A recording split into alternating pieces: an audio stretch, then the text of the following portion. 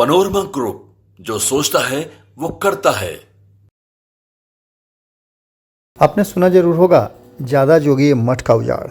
बिल्कुल इसी अंदाज में अब नज़र आने लगा है कि जिस तरह से भारतीय जनता पार्टी ने अपनी रणनीतियां और योजनाओं को पटल पे लाना शुरू कर दिया है, वैसे वैसे अब इस देश की राजनीति का जो अंधेरा है, कोहरा है, वो धीरे धीरे साफ होता हुआ नज़र आ रहा है। इंडिया गठबंधन एक बड़ा ही मजबूत गठबंधन बनाने का प्रयास नीतीश कुमार ने किया था। इस गठबंधन को लेकर के जो लोगों के मन में भ्रांतियां थी एक दूसरे के प्रति, जो चुनाव लड़ने की और क्षेत्रीय दलों और ख़ास करके कांग्रेस के बीच में जो आमने सामने की रणनीति थी, उसे समाप्त करके एक बड़े गठबंधन की तैयारी शुरू की थी। और इस तैयारी के साथ साथ इंडिया गठबंधन के तहत लगभग 27-28 दलों को जोड़ा गया था। हालांकि इस गठबंधन के बनने के साथ ही इसकी मियाद भी बताई जाने लगी थी कि ये गठबंधन चलने वाला नहीं है, क्योंकि इसमें इतने लोग शामिल हो गए हैं और सबकी अपनी अपनी महत्वाकांक्षाएं हैं जो टकराव के स्थिति में आएगी, और ऐसी स्थिति में इस गठबंधन का चलना बड़ा मुश्किल होगा। हमने आपको एक खबर के दौरान बताया भी था कि समाजवादियों में एक सबसे बड़ी जो प्रॉब्लम है, समस्या है, वो समस्या है कि वो एक जगह टिक करके नहीं रह पाते। अक्सर उन्हें इस बात को लेकर के भ्रम होने लगता है कि जो हो रहा है सो उनके चलते ही हो रहा है। इन सारी बातों को लेकर के अब जबकि INDIA गठबंधन के भीतर घमासान मचा हुआ है, नीतीश कुमार को लेकर के ये कहा जा रहा था कि नीतीश कुमार इस गठबंधन से अपना कभी भी नाता तोड़ सकते हैं, लेकिन नीतीश कुमार कोई फैसला लें उससे पहले इस गठबंधन की पूरी परिस्थिति जो है चरमरा गई है। आपको बता दें, जिस तरह से दिल्ली में हुई 19 तारीख की बैठक में सब कुछ लगभग फाइनल समझा जा रहा था, लेकिन नीतीश कुमार की नाराज़गी सामने आई थी। ममता बनर्जी ने जिस तरह से मल्लिकार्जुन खड़गे का नाम सामने किया था, और उसके बाद से आपने देखा कि किस तरह से अरविंद केजरीवाल ने उस नाम का समर्थन भी कर दिया था। उसके बाद से काउंटडाउन शुरू हो गया था। हमने तब भी आपको खबरों में बताया था कि ममता बनर्जी की एक बड़ी चाल है इस गठबंधन से बाहर होने की। उन्होंने इस तरह का राग छेड़ दिया है जिसके चलते उन्हें बाहर निकलने का मौका लग जाए। कल भी खबरों में हमने आपको बताया था कि केसी त्यागी ने जिस तरह की बातें की है और जिस तरह से ममता बनर्जी पर पूछे गए सवाल को लेकर के उन्हें जवाब दिया कि ऐसा नहीं करना चाहिए था, ये साफ बता रहा था कि अब ये रिश्ता आगे चलने वाला नहीं है। हालांकि इस बात को लेकर के सबसे पहले ये दावे लगाए जा रहे थे, शर्तें लगाई जा रही थी कि सबसे पहले नीतीश कुमार इस गठबंधन को छोड़ करके बाहर जाएंगे, लेकिन नीतीश कुमार अभी इस गठबंधन में हैं ही, तब तक ममता बनर्जी ने टाटा बाय बाय कर दिया है। 2024 से पहले इंडिया गठबंधन को ये तगड़ा झटका लगा है। तृणमूल कांग्रेस की चीफ, पश्चिम बंगाल की मुख्यमंत्री ममता बनर्जी ने साफ कर दिया है कि उनकी पार्टी सूबे में अकेले चुनाव लड़ेगी। हमने आपको जब आंकड़े बताए थे उस समय भी हमने आपको बताया था कि खास करके जो नीतीश कुमार ने रणनीति बनाई थी 176 सीटों का, जिसमें पश्चिम बंगाल, उत्तर प्रदेश, बिहार और झारखंड शामिल था, अब ये पूरा का पूरा नेक्सस टूटता हुआ नजर आ रहा है, और इसके पीछे कहीं ना कहीं नीतीश कुमार को कमान नहीं दिया जाना भी माना जा रहा है।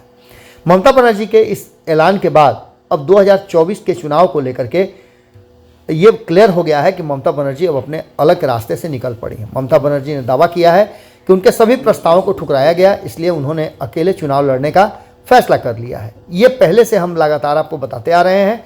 ममता बनर्जी ने चाहे जैसे भी हो, उन्होंने अपना काम शुरू कर दिया है, और ये पहले भी कहा जा रहा था कि 42 सीटों में से ममता बनर्जी कांग्रेस और वाम दलों को कितना देंगी। पहली बैठक जब पटना में की गई थी तब भी ये बात साफ साफ नजर आने लगी थी कि ममता बनर्जी वाम दलों के उस बैठक में बैठने से काफ़ी असहज महसूस कर रही हैं। ममता बनर्जी के मुताबिक कांग्रेस के साथ मेरी कोई चर्चा नहीं हुई है। मैंने हमेशा कहा है कि बंगाल में हम अकेले लड़ेंगे।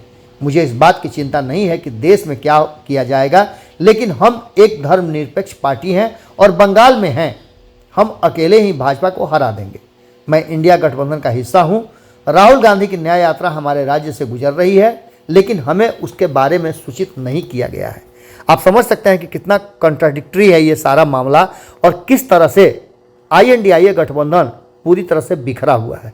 नीतीश कुमार ने भी ये बातें कही थी, और कल जब बातचीत हो रही थी तो केसी त्यागी ने भी ये बात कहा था कि इस कार्यक्रम को तय करने से पहले कांग्रेस को चाहिए था कि अपने साथी दलों को भरोसे में ले और इस कार्यक्रम को कांग्रेस का नहीं बना करके INDIA गठबंधन का बनाया जाए। ममता बनर्जी के फैसले के बाद कांग्रेस नेता कई नेताओं ने अपनी बात रही है। वहीं कन्हैया कुमार ने ममता बनर्जी के फैसले पर कहा है कि चुनाव इस देश में होते रहेंगे, चुनाव का हमारी इस यात्रा से कोई मतलब नहीं है। इंडिया गठबंधन सीट शेयरिंग अपनी जगह पर है, न्याय यात्रा का मकसद कुछ अलग है। इसके साथ साथ आपको बता दें कि जेडीयू भी इस पूरे घटनाक्रम पर नज़र बनाए हुए है और जैसा कि हमने आपको पहले ही बताया कि केसी त्यागी ने ममता बनर्जी के ऐलान पर कहा है कि हम पूरे घटनाक्रम पर लेकर चिंतित भी हैं और इससे दुख भी हुआ है। नीतीश जी से मैराथन प्रयासों के बाद इंडिया गठबंधन का अस्तित्व तैयार किया गया था। ममता जी, केजरीवाल जी और अखिलेश जी की आशंका यही थी कि कांग्रेस पार्टी के साथ काम करने में उन्हें असहजता महसूस होगी, दिक्कत महसूस होगी। अब इसका मतलब आप समझ सकते हैं, केसी त्यागी ने सीधे इशारा कर दिया है कि ममता बनर्जी के बाद एक तरफ जहां हेमंत सोरेन, जो लगातार आपने देखा होगा कि किस तरह से राम मंदिर के रामलला के प्राण प्रतिष्ठा के समय अपने राज्य में छुट्टी घोषित किया, कार्यक्रम कर रहे थे, तो वहीं आपने देखा कि उत्तर प्रदेश में भी कांग्रेस को लेकर के असहज नजर आ रहे थे अखिलेश यादव। तो वहीं पहले से हम बता रहे हैं कि अरविंद केजरीवाल से नहीं पट रही है कांग्रेस की। अब ऐसी स्थिति में बंगाल को लेकर के और बंगाल के साथ साथ अन्य जो राज्य बंगाल से जुड़े हुए हैं उनको लेकर के भी कई तरह की बातें हो रही है। नॉर्थ ईस्ट के सूबे मणिपुर से शुरू हुई कांग्रेस की भारत जोड़ो न्याय यात्रा अब लगातार देश के अलग अलग हिस्सों में जा रही है, लेकिन इसने कहीं ना कहीं जो INDIA गठबंधन है इसमें दरार डालने का काम किया है।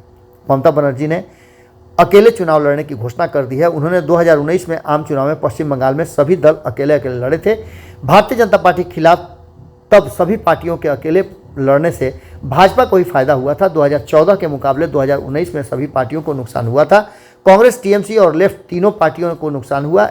इसके साथ साथ कांग्रेस की 2 सीटें कम हुई थी, जबकि लेफ्ट की भी 2 सीटें कम हुई थी और TMC को सबसे ज़्यादा नुकसान हुआ था। ममता बनर्जी की पार्टी की 12 सीटें तब कम हो गई थी। इसका सीधा मतलब है कि आने वाले चुनाव के लिए 2024 में जो होने हैं उसमें इंडिया गठबंधन दूर दूर तक अब NDA के विरुद्ध अपना दम तोड़ता हुआ नजर आ रहा है और कोई मुकाबला होता हुआ दिखाई नहीं दे रहा है। अब देखना दिलचस्प होगा कि ममता बनर्जी के बाद नेक्स्ट नंबर किसका। जुड़े रहिए भारत लाइव के साथ। बहुत बहुत धन्यवाद। पनोरमा ग्रुप, जो सोचता है वो करता है। अगर ये वीडियो पसंद आई और वह बिहार के राजनीति और बिहारियत से सरोकार रखेनी तो सब्सक्राइब बटन दबा के चैनल के सब्सक्राइब कर ली। ओजे एगो घंटी बा, ओकरा बटन दबा देला से कुल सटीक और मारक खबर रुआ मुफ्त में मिल जाई। अगर रुआ पत्रकारिता के हमनी के नया प्रयोग में सहयोग कर चाहतानी तो ज्वाइन बटन दबा दी।